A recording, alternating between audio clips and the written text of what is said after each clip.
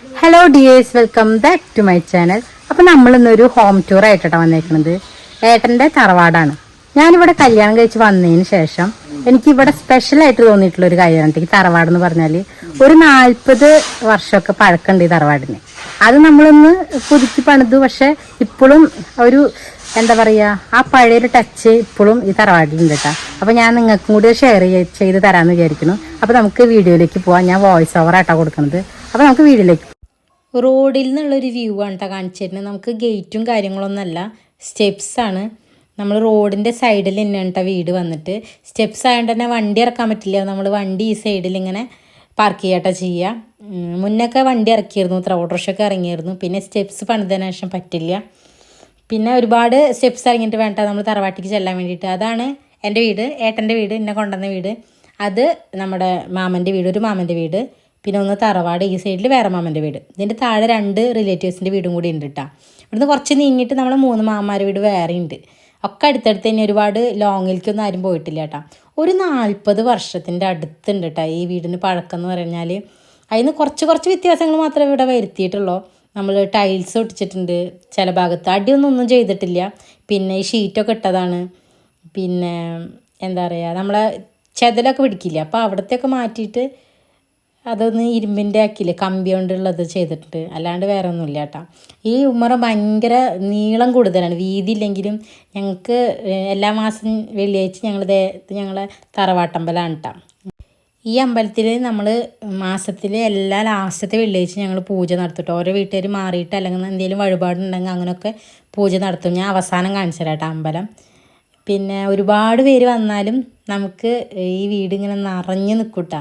ഒരു പ്രത്യേക ഒരു വൈബാണ് എല്ലാവരും കൂടിയിട്ട് തറവാട്ടിൽ കൂടുക എന്ന് പറഞ്ഞാൽ. ഓണത്തിനും വിഷുവിനും ഒക്കെ നമ്മളിവിടെ വന്നിട്ടാണ് ഭക്ഷണം കഴിക്കുക, വീട്ടിൽ നിന്നൊക്കെ കഴിച്ചാലും. ഇതാണ് കേട്ടോ അമ്മമ്മ എന്ന് പറഞ്ഞാൽ ഏട്ടൻ്റെ അമ്മയുടെ അമ്മ, എനിക്ക് അമ്മമ്മ. പിന്നെ ഇതാണ് നമ്മുടെ വിളക്ക് വയ്ക്കുന്ന സ്ഥലം. കുറച്ച് പെയിൻറ്റിങ്സ് ഒക്കെ ഉണ്ട്. ഏറ്റവും താഴെ മാമ വരച്ചാട്ടാ. നമ്മുടെ ഉമ്മറത്തുനിന്ന് ലെഫ്റ്റിൽ ഉള്ളൊരു റൂമാണ് കേട്ടോ. അത് ലെഫ്റ്റ് സൈഡിലുള്ള റൂമാണ്.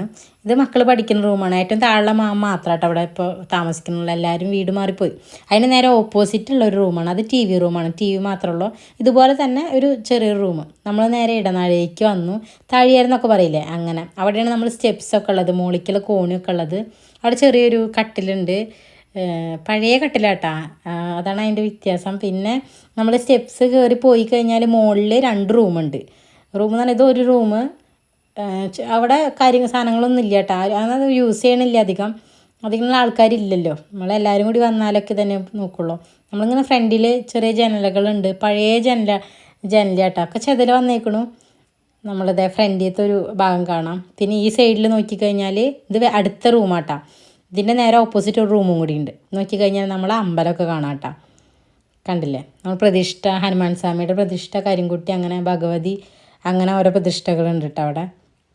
പിന്നെ നമ്മൾ താഴത്തേക്ക് വന്നു കഴിഞ്ഞാൽ കോണിയുടെ ഈ സൈഡിലുള്ള റൂമാട്ടത്.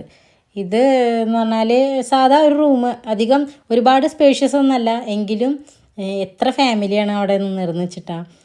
അപ്പോൾ അത് വാതിലുമൊക്കെ ചെറുതായിട്ടൊക്കെ ചെതലുണ്ട്, അതൊന്നും മാറ്റിയിട്ടില്ല. പിന്നെ ഇത് ചെറിയ നമ്മൾ തഴിയേരം കഴിഞ്ഞിട്ടുള്ളൊരു ഉമ്മറ. പിന്നെ ഇതാണ് കേട്ടോ നമ്മൾ നീള റൂമെന്ന് പറയുക. ഈ റൂമിലാണ് നമ്മൾ ഒഴിവായി കഴിഞ്ഞാൽ അമ്പലം ഉള്ളതുകൊണ്ട് തന്നെ ഇവിടെയാണ് എല്ലാവരും കിടക്കുക.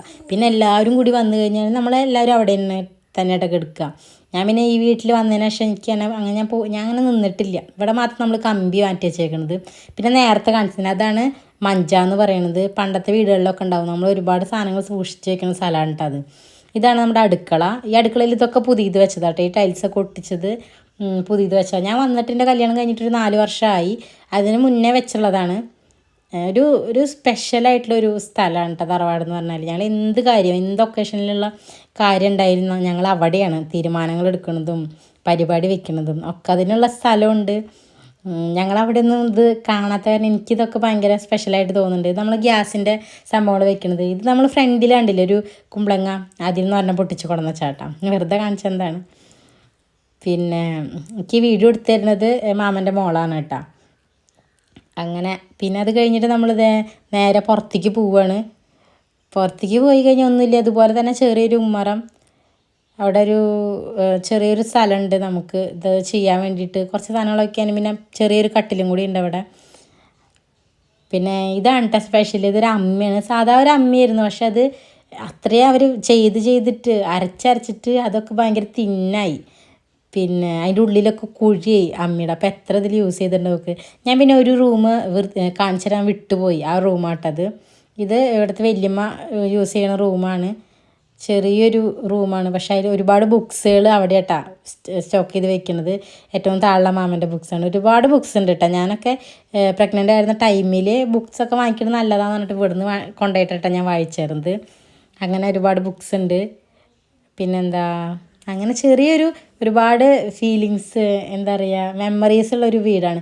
എനിക്കിപ്പോൾ വന്നതിന് ശേഷമുള്ളൂ. പക്ഷേ ഏട്ടൻ ഇങ്ങനെ പറഞ്ഞ് കേട്ടിട്ടുണ്ട് അമ്മമ്മയുടെ കാര്യങ്ങൾ, അങ്ങനെ ഓരോന്നും ഇങ്ങനെ പറഞ്ഞ് കേട്ടിട്ടുണ്ട് കേട്ടോ.